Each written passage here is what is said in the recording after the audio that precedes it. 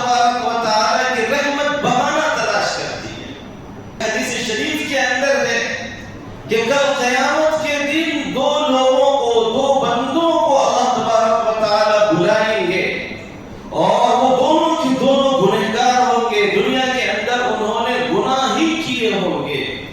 اللہ تبارک و تعالی دونوں کو بلائیں گے، دونوں کے بارے میں حکم صادر فرمائیں گے کہ جاؤ جہنم میں.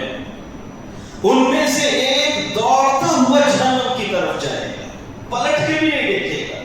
دوسرا آہستہ آہستہ جائے گا، بار بار اللہ کی طرف پلٹ کر دیکھے گا، بار بار اللہ کی طرف پلٹ کر دیکھے گا. اللہ تبارک و تعالی دونوں کو بلائیں گے، یہاں آؤ. دونوں اللہ کے پاس آئیں گے. اللہ تبارک و تعالی اس سے پوچھیں گے، توڑ کر جا رہا تھا کہ جب میں نے تم سے کہا جہنم میں جاؤ تو تم بہت تیزی کے ساتھ دوڑ کر جہنم کی طرف کیوں جا رہے تھے؟ وہ جواب دے گا کہ یا اللہ، دنیا میں تو میں نے آپ کا کوئی حکم نہیں مانا.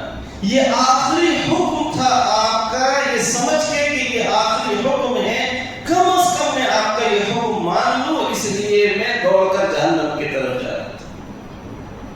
اس دوسرے سے پوچھیں گے کہ تم بار بار میری طرف کیوں دیکھ رہے تھے؟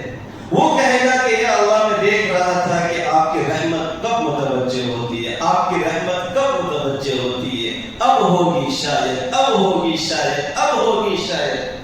اللہ تبارک و تعالی دونوں کی مغفرت کر دیں گے اور دونوں کے لیے اللہ جنت کا فیصلہ فرما دیں گے.